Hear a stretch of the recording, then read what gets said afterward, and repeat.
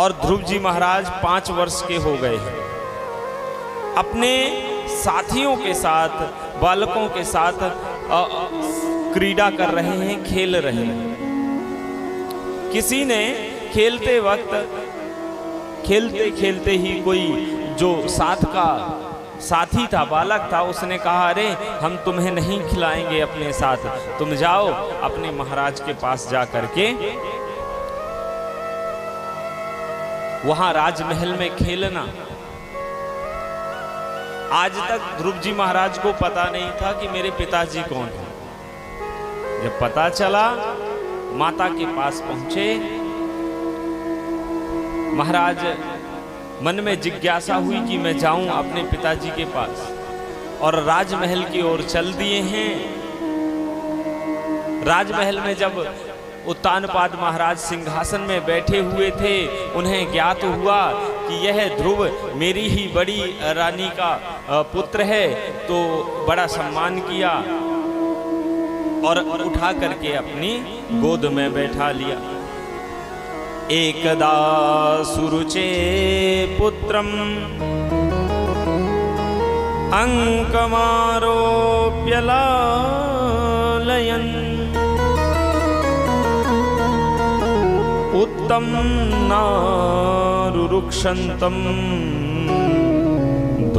ध्रुवम राजाभ्यनंदतः।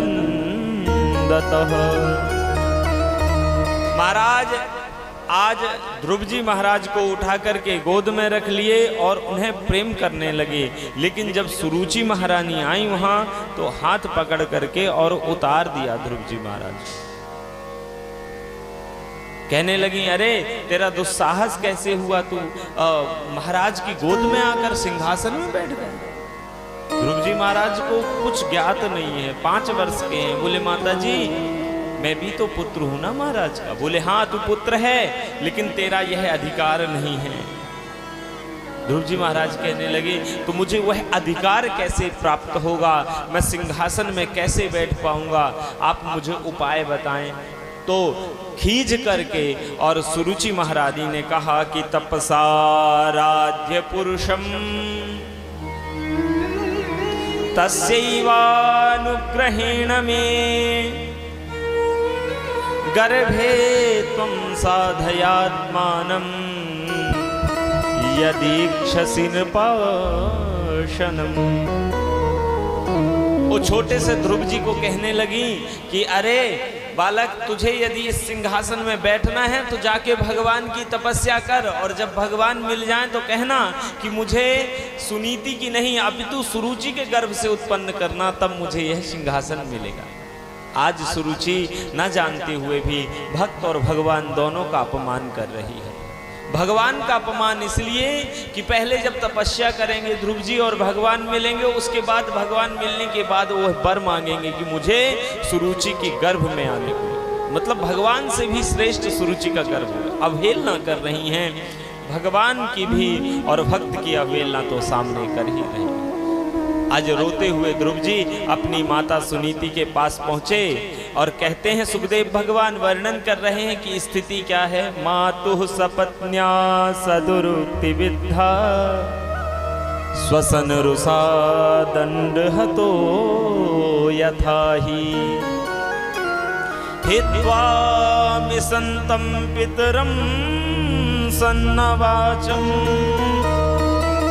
जगाम मातुः प्रदुरं शकाशम। जैसे रोते हुए श्री ध्रुव जी महाराज पहुंचे माता के पास, और जब छोटा बालक सामने रोते हुए आता है अपने माता पिता के, तो कुछ कहने की कोशिश करता है, लेकिन उसका हृदय इतना विदीर्ण होता है, इतना दुखी होता है कि वो रोते वक्त शब्द नहीं निकाल पाता। ध्रुव जी की भी ऐसी ही स्थिति है। महाराज रो रहे हैं, बोलना चाहते हैं, सारा वृत्तांत बताना चाहते हैं, लेकिन बता नहीं पा रहे। तो साथ में जो साथी गण थे, मित्र गण थे, उन्होंने सारा वृत्तांत कह के सुनाया कि अरे माताजी ध्रुव जी गए थे वहां, और सारा वृत्तांत सुना दिया।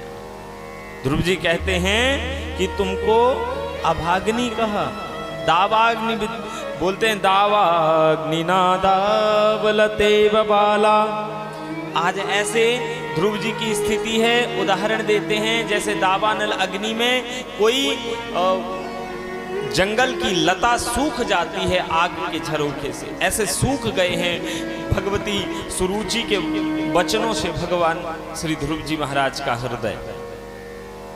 ऐसी विदीर्ण हृदय की स्थिति श्री ध्रुव जी महाराज की।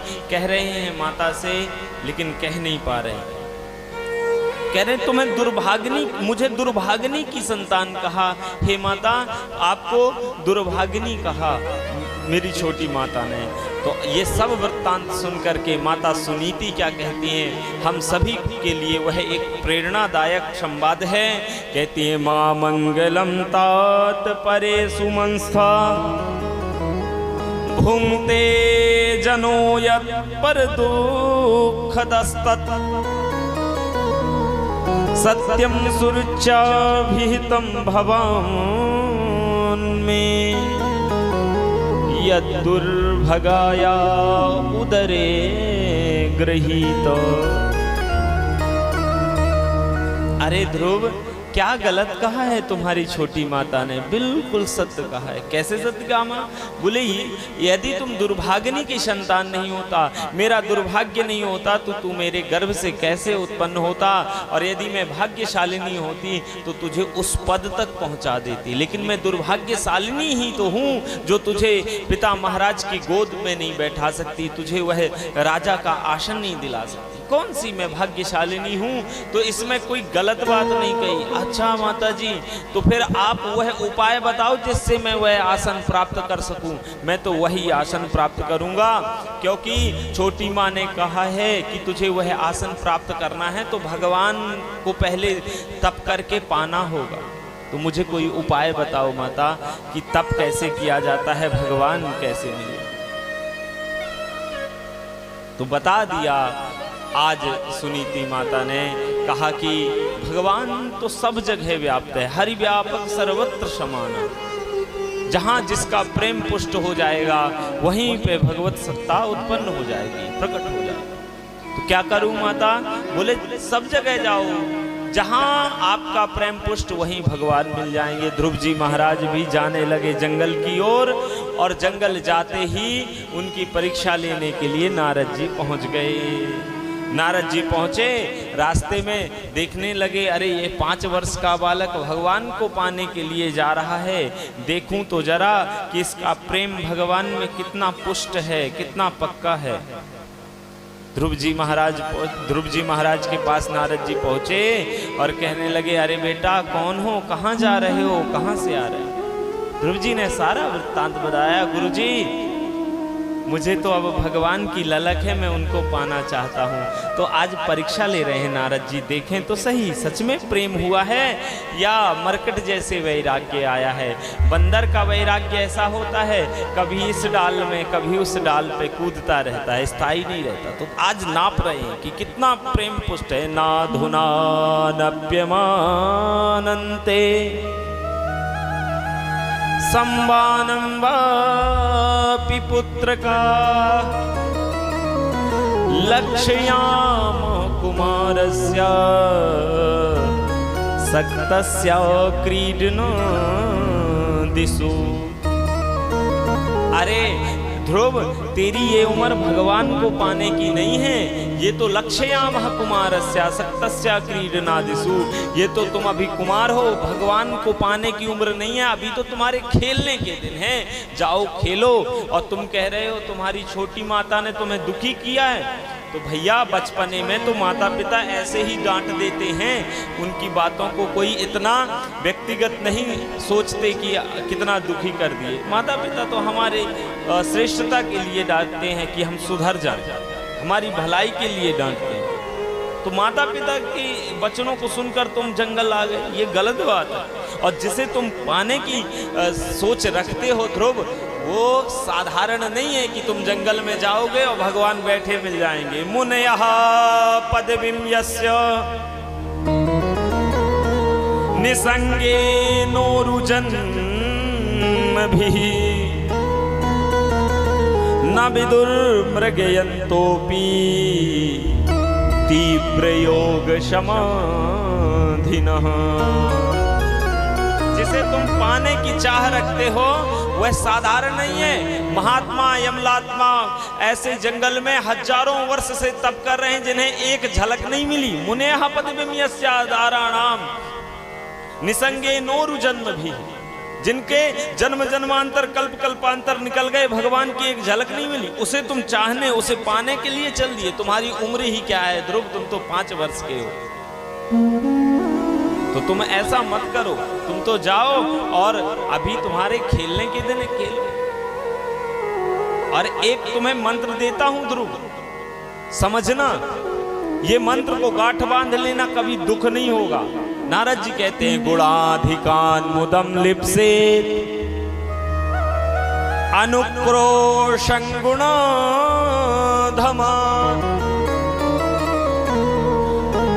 मैत्री समानादन्वीक्षेद न तापैरविभूयते।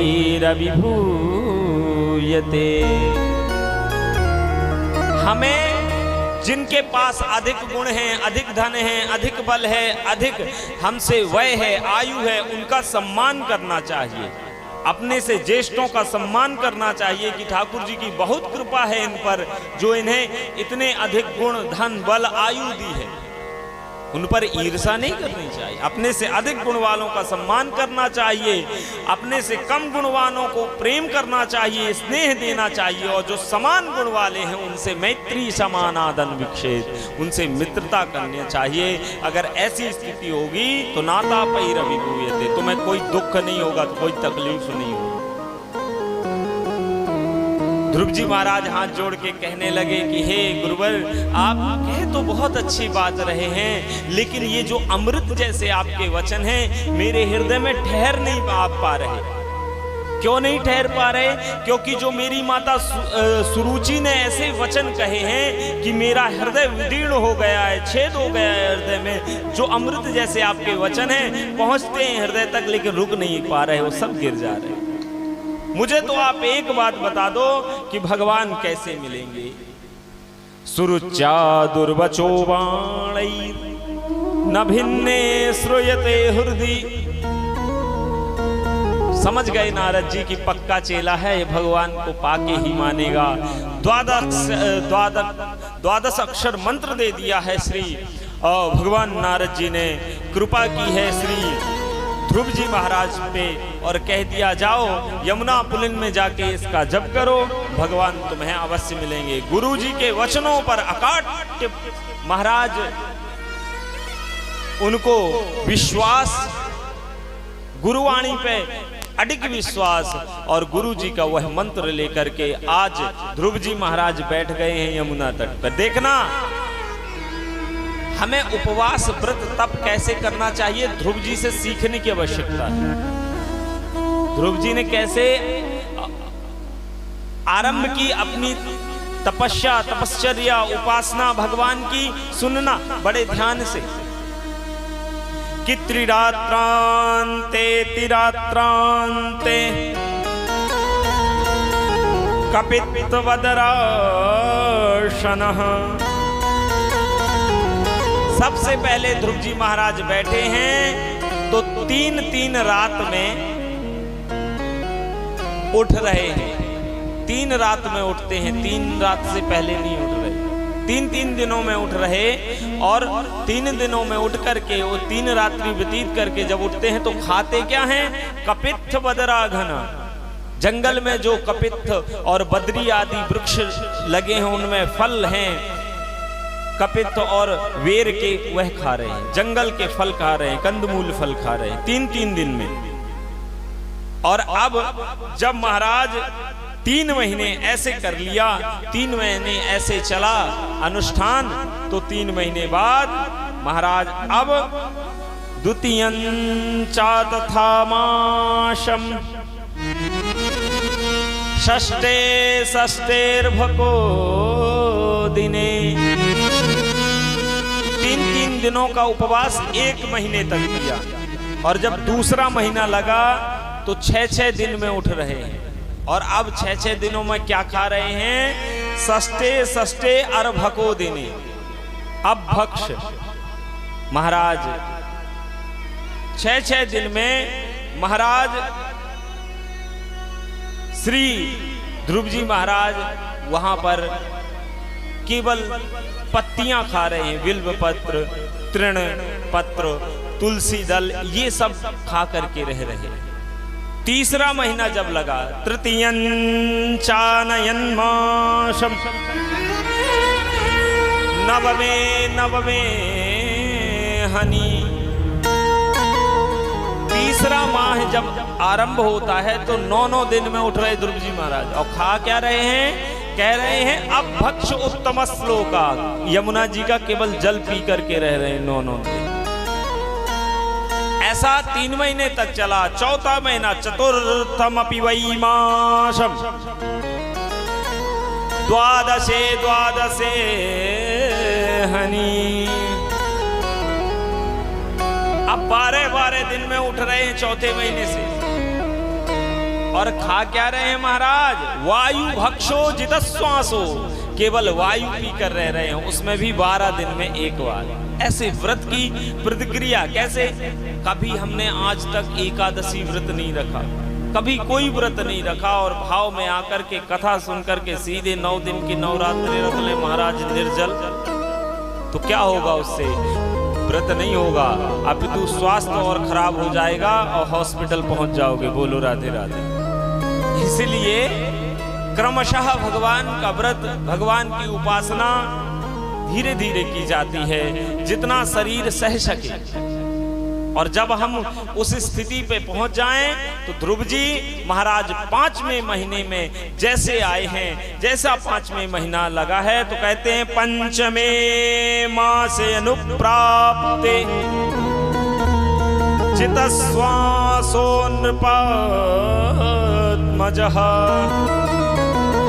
ध्यायन् ब्रह्मपदैकैनो तस्थौ स्थाणुरिव चलः। 5वें महीने में पहुंचे हैं तो प्राणवायु को अवरुद्ध कर लिया है महाराज, और प्राणवायु अवरुद्ध करके बैठ गए हैं जब, तो कहते हैं सुखदेव भगवान संपूर्ण वायुमंडल की वायु रुक गई, स्तब्ध हो गई। देवता लोग चिल्लाने लगे कि हे प्रभु बचाओ, नैवं विदामो भगवतः प्राणरोधो चराचरस्याखिल सत्त्वधाम्नः विदेहि तन्नो वृजिनात् विमोक्षम् प्राप्ता वयं त्वां शरणं शरण्यम्। हे प्रभु रक्षा करें, कृपा करें, सारे संपूर्ण सृष्टि की प्राणवायु अवरुद्ध हो गई है, हम लोग प्राणों के लिए पाह पाह करते हुए आपके चरणों में आए हैं, हमारी प्राण रक्षा करें। भगवान कह रहे हैं क्या हो गया, कैसे ये प्राणवायु अवरुद्ध हो गई? तो देवतागण कह रहे हैं नैवं विदामो भगवतः प्राणरोधम, हम नहीं जानते प्रभु कि ये संसार की प्राणवायु कैसे रुक गई, ये वायु कैसे रुक गई, हमें नहीं ज्ञात, हम बिल्कुल नहीं जानते। भगवान ने ध्यान किया, भगवान कह दिए माँ भैष्टबालम तपसो दुरत्तया, मुझे पता चल गया कि उत्तानपाद का पुत्र आज उस मेरे परम पद के पाने हेतु मेरे ध्यान के लिए वह ऐसी सत्ता लगा करके बैठा है कि अपनी प्राणवायु अवरुद्ध कर लिया, जिसके चलते संपूर्ण जगत की प्राणवायु अवरुद्ध हो गई है। महाराज ऐसा देख करके श्री ध्रुव जी महाराज के लिए आज दर्शन देने हैं। भगवान गरुड़ में बैठ करके चल रहे हैं। सुखदेव भगवान कह रहे हैं हे परीक्षित, आज भगवान दर्शन देने नहीं जा रहे हैं, तो बोले दर्शन लेने जा रहे हैं। मदोर्वनम भृत्य दिदीक्षया गतः, भगवान दर्शन की इच्छा से दौड़े हुए चले जा रहे हैं कि वह कौन सा बालक है जो ऐसा परम ध्यान किया कि सारे संसार की प्राणवायु अवरुद्ध हो गई। महाराज ऐसा कौन सा ध्यान किया है? ये देखने के लिए दौड़े हैं ठाकुर जी। और आज जाकर के ध्रुव महाराज के समकक्ष खड़े हो गए, आगे जाके खड़े हो गए। लेकिन ध्रुव जी महाराज को ऐसा ध्यान लगा है कि आंखें ही नहीं खोल रही। भगवान समझ गए कि जब तक इसके अंतस्थ जो अंदर मेरी मूर्ति विराजित है उसको लुप्त नहीं करूंगा तब तक ध्रुव आंखें नहीं खोलेगा। तो महाराज जब उन्होंने देखा ऐसा, श्री ठाकुर जी ने ऐसी कृपा की, जो ध्रुव जी महाराज के हृदयस्थ ठाकुर जी थे वो लुप्त हो गए, अंतर्धान हो गए। तो अचानक ध्रुव जी चौंक गए और आंखें खोली तो जो प्रतिमा अंदर थी वही संपूर्ण स्वरूप में ठाकुर जी सामने विराजमान थे। बोले भक्त वत्सल भगवान की। महाराज श्री ठाकुर जी ने आज ध्रुव जी को दर्शन दिया है और इतनी सुंदर महाराज स्वरूप है ध्रुव जी महाराज का कि श्री ठाकुर जी देख करके और मन ही मन आनंदित हो रहे हैं, आह्लादित हो रहे हैं। कभी कभी हम छोटे बालकों को देखते हैं तो उनसे लाड़ करने का मन करता है, प्रेम करने का मन करता है, तो हम लोग उनके गाल पकड़ करके हिलाने लगते हैं कि बड़ा सुंदर बालक है, गोलू मोलू सा, बोलो राधे राधे। ठाकुर जी का भी मन कर रहा है कि आज ध्रुव जी महाराज के को लाड़ लड़ा लें, प्रेम कर लें। लेकिन रास्ते में मत बैठे आप लोग, पीछे बैठे। जो लोग बाद में आए हैं वो पीछे बैठिएगा, सभी से निवेदन है। और जो लोग बाद में आ रहे हैं वो सीधे व्यासपीठ तक ना आए। जो भी आप लोगों को भेंट या प्रणाम करना है आप अपने स्थान से प्रणाम कर लें। जब जाने लगेंगे तब आप लोग भेंट दे करके और प्रणाम करके जाएं। बार बार आप लोग आ रहे हैं, इससे व्यवधान हो रहा है, तो ध्यान रखें और आपस में चर्चा न करें। कृपया आप सभी से निवेदन है, आप सभी लोग विज्ञ हैं। तो इसे हेतु आज ठाकुर जी का बड़ा मन किया कि ध्रुव जी से थोड़ा प्रेम कर लें, लेकिन मर्यादा है, भगवान कैसे प्रेम करें। तो कहते हैं संतों का भाव है कि श्री ठाकुर जी ने अपना पांचजन्य शंख लिया हाथ में और ध्रुव जी महाराज के गाल में स्पर्श करा दिया। क्यों? वह पांचजन्य शंख ठाकुर जी स्वयं मुख से उसका वादन करते हैं, बजाते हैं, तो वह मुख में पांचजन्य जो शंख है वह मुख में स्पर्श हुआ और वही पांचजन्य शंख श्री ध्रुव जी महाराज के गाल में स्पर्श कराया। तो अप्रत्यक्ष रूप से श्री ठाकुर जी ने उनके गाल का मुख से चुंबन कर लिया। बोलो राधे राधे। ऐसे ठाकुर जी बड़े बड़े संतों का भाव है। कहते हैं कृतांजलिं ब्रह्ममयेन कंबुना पस्पर्श बालम कृपया कपोले।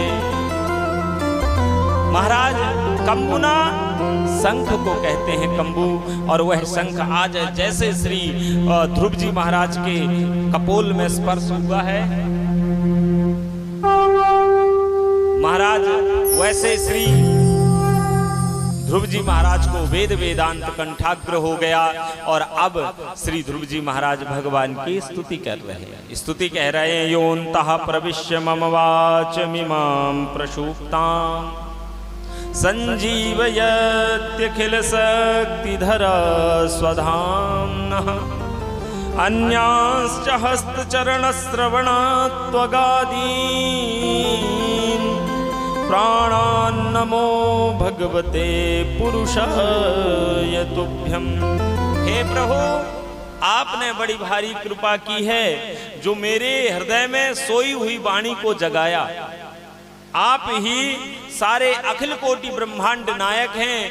बिना आपकी कृपा, बिना आपकी कृपा दृष्टि के संसार में कुछ भी नहीं होता। बड़ी भारी स्तुति की है ध्रुव जी ने। और ध्रुव जी महाराज जब स्तुति करके और भगवान के श्री चरणों में अपना प्रणाम निवेदित करते हैं तो ठाकुर जी प्रसन्न हो गए। ठाकुर जी ने कहा बताओ ध्रुव तुम्हें क्या चाहिए।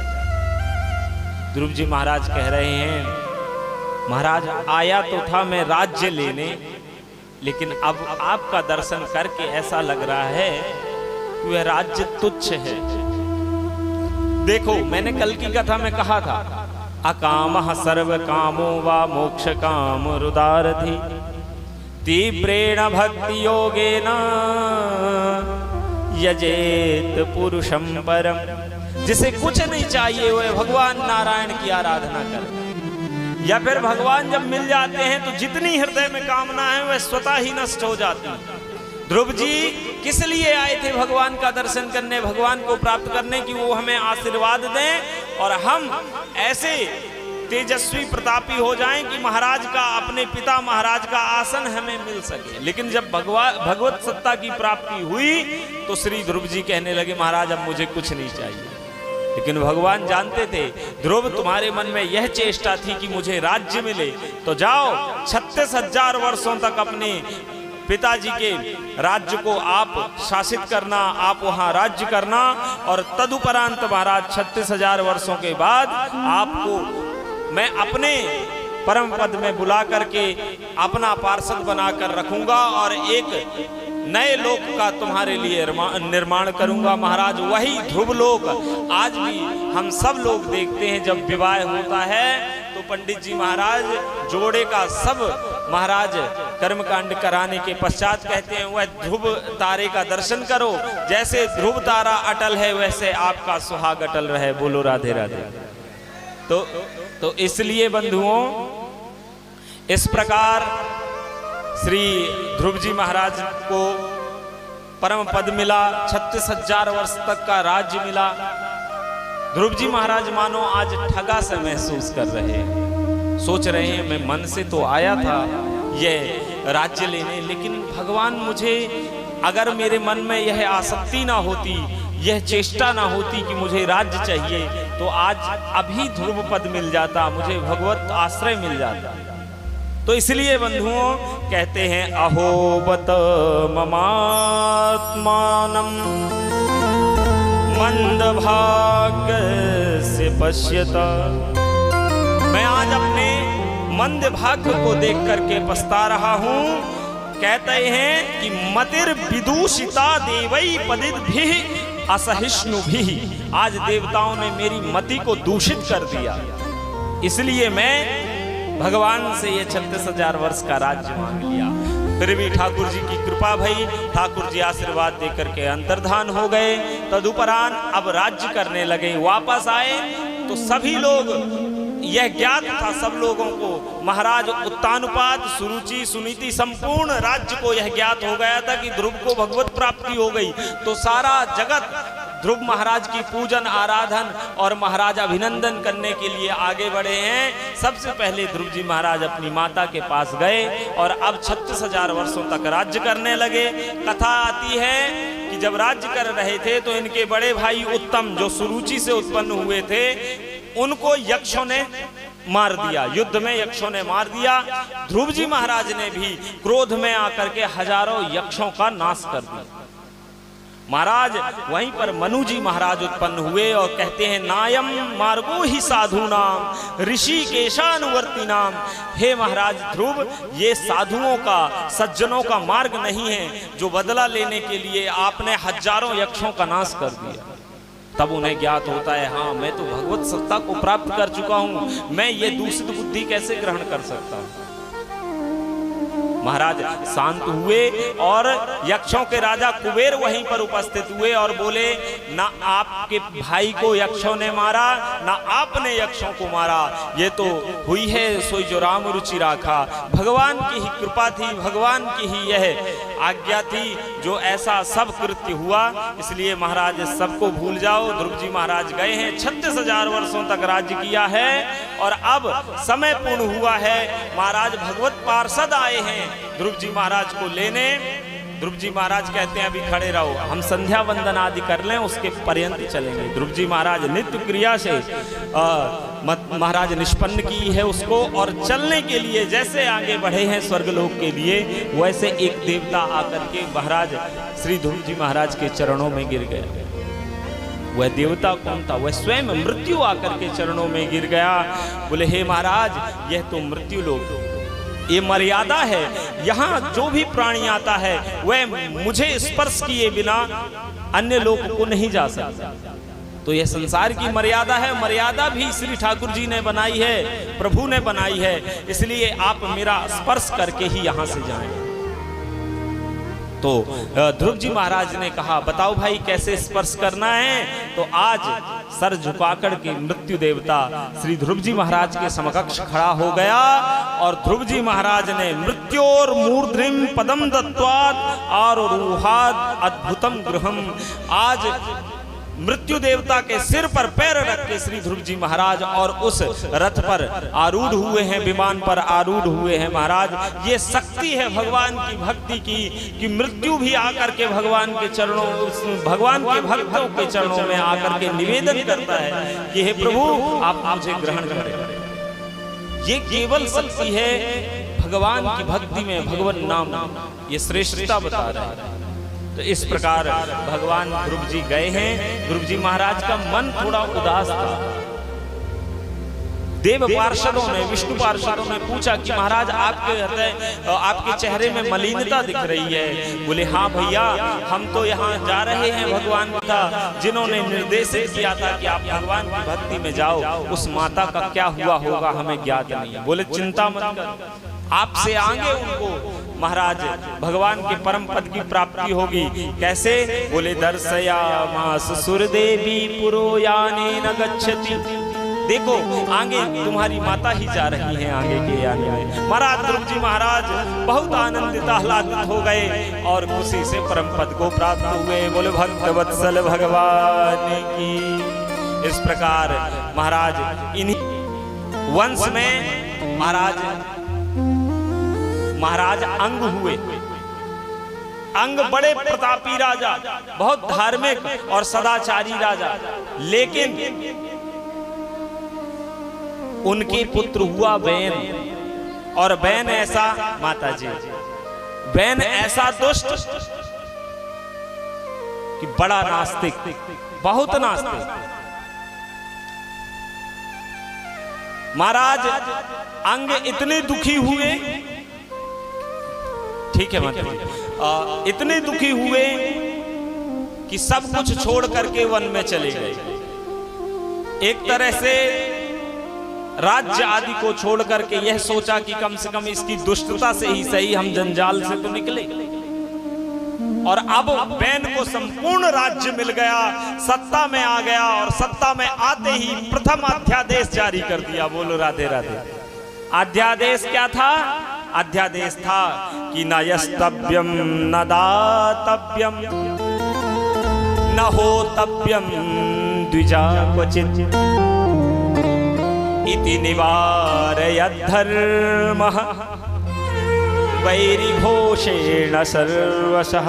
मेरे राज्य में कोई भी यज्ञ नहीं करेगा, कोई दान नहीं करेगा, कोई पूजन नहीं करेगा, कोई आराधना नहीं करेगा, सब में रोक लगा दूं। और ये कार्य अगर जिसने की तो वैरी घोषेण सर्वसा, वो सबसे बड़ा मेरा वैरी होगा, शत्रु होगा। मुनि महात्मा तो डर गए, ये कैसा राजा आ गया जो दान पुण्य यज्ञ भजन सब बंद कर दिया। बोले अरे मूर्खो, तुम अज्ञान को ज्ञान मान रहे हो, तुम्हें को नहीं पता। बालिसा बत यूयम वा अधर्मे धर्म मानिनः। कुंटलों कुंटलों चावल तिल घी सब आग में डाल देते। बेवकूफ हो एक नंबर के। ये सब कुछ नहीं करना, जो भी करना है तो मेरे नाम का हवन करो। वेनाय स्वाहा जब करना है, वेनाय नमः। रोगी को खिलाओ तो उसका फायदा मिलेगा। बात ठीक है, भूखे को खिलाना चाहिए, रोगी को भी दान देना चाहिए, जो निराश्रित है उसको भी आश्रय देना चाहिए, लेकिन उसका एक अलग फल है। उसका अलग फल है कि आप एक निराश्रित को, भूखे को, एक रोगी को आप फल दे रहे हैं, भोजन करा रहे हैं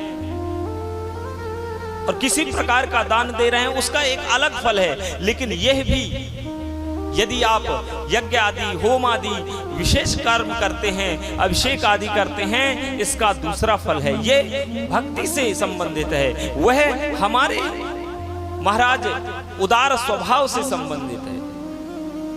अगर जो लोग सोच रहे हैं कि वह व्यर्थ है, वो बिल्कुल निश्चित ही कुतर्क करके हमारे इस धर्म के लिए बहुत ही यह दुर्भाग्य है हमारा, जो हमारे धर्म के लिए लोग ऐसा कह करके और निकल जा रहे हैं। हम उन पर कोई आक्षेप नहीं कर पा रहे। भाई ये तो ऋषि मुनियों की परंपरा है, सनातन की परंपरा है, आज भी वह परंपरा चली आ रही है, जिससे सभी प्राणी मात्र का कल्याण हो रहा है। तो निश्चित ही दोनों बातें पृथक हैं, अलग हैं, इसलिए हमें कभी भी एक दृष्टिकोण में रख करके ये दोनों बातें नहीं सोचनी चाहिए। और कुतर्की तो ऐसे हैं कि संसार में हमारे धर्म में ही इतने कुतर्क होते हैं जिसे हम लोग सह लेते हैं। ये असहनीय वेदना होती है उन बातों को सुन करके, लेकिन हम लोग ऐसा स्वभाव हो गया है। आज ऋषियों ने सुना है जब ऐसा तो समझाया है कि अरे महाराज ऐसा मत करो, ये गलत है। नहीं माना, बोले तुम मूर्ख हो। तो आज उन ऋषियों ने ऐसा मंत्र पढ़ा कि हन्यताम हन्यतामेशः पापः परम दारुणः। अरे मार दो ऐसे पापी को, इसका कोई काम नहीं है। और ऐसा मंत्र पढ़ करके महाराज जल फेंका है कि भस्म हो गया, वह तुरंत मर गया, वेद मर गया। ऋषिगण आपस में सोचने लगे महाराज पापी को मार दिए, हम तो पाप को मारना चाहिए, अब क्या करें। तो उसी निष्प्राण वेन का आज मंथन किया है ऋषियों ने। तो सबसे पहले जैसे उन्होंने मंथन किया है उनकी जंघाओं का ऋषि ने, तो निषाद नाम का एक काला कलूटा जीव निकला है। वही आज निषाद नाम की जाति का उत्पन्न होती है। ममंथु रुरुम तरशा तत्रासीद बाहुको नरः। और अब जब दोबारा मंथन करते हैं तो एक स्त्री और एक पुरुष उत्पन्न होता है। बाहुभ्याम मथमानाभ्याम मिथुनम समपद्यत। बाहुओं का मंथन किया है तो महाराज अर्ची नाम की कन्या और पृथु नाम के महापुरुष का महाराज वहां पर उद्भव होता है। ऐसे भगवान पृथु रूप में इस पृथ्वी पे अवतार लेते हैं। बोलो पृथु भगवान की। ऋषि महात्माओं ने खूब स्तुति की कि भगवान आए। भगवान ने रोक दिया, महाराज अभी तो हमने कुछ किया ही नहीं, ये स्तुति किस बात की। हम लोग भी ऐसे हैं, कोई चुनाव जीता ही नहीं कि जिंदाबाद के नारे लगने चालू, फिर बाद में भले वह दोबारा हमारे बीच आए चाहे ना आए। बोलो राधे राधे। ऐसा नहीं होना चाहिए। भगवान पृथु कहते हैं भाई अभी तो हमने कुछ किया ही नहीं, स्तुति किस बात की। ऋषियों ने सोचा बिल्कुल सही बात है। अब श्री पृथु जी महाराज ने भगवती कहा है उन ऋषियों से, सभी समाज से कि अब आप लोग मांगो क्या चाहिए। बोले महाराज बैन के कारण इस धरती में जो षड रस हैं वो सभी रसों को लुप्त कर ली है पृथ्वी। तो ऐसा कोई कार्य बताएं जिसे वह रस पुनः हमें प्रदत्त करें पृथ्वी। भगवती माता पृथ्वी के पास गए, पृथु भगवान ने आदेश दिया, नहीं माने, क्रुद्ध हुए भगवान पृथु। और अब पुनः भगवती पृथ्वी स्वयं गौ रूप में आई और कहीं प्रभु आप दोहन कर लीजिए। सभी ऋषि महात्माओं ने दोहन किया और पृथ्वी का स्वरूप बदला, वहां से व्यवस्थित किया। पहले जंगल पहाड़, अब व्यवस्थित थी सारी पृथ्वी। भगवान पृथु ने पहाड़ उठा करके उत्तराखंड में रख दिए, जंगलों को व्यवस्थित किया, नदियों को व्यवस्थित किया। इस प्रकार सारी पृथ्वी को व्यवस्थित करके वहां से उस वसुंधरा का नाम पृथ्वी पड़ा, क्योंकि पृथु भगवान ने इस पृथ्वी को बसाया है। बोले बाल कृष्ण लाल की। यहाँ चतुर्थ स्कंद की कथा का विश्राम होता है। आइए दो क्षण भगवान नाम आश्रय लेकर और कथा में आगे चलते हैं।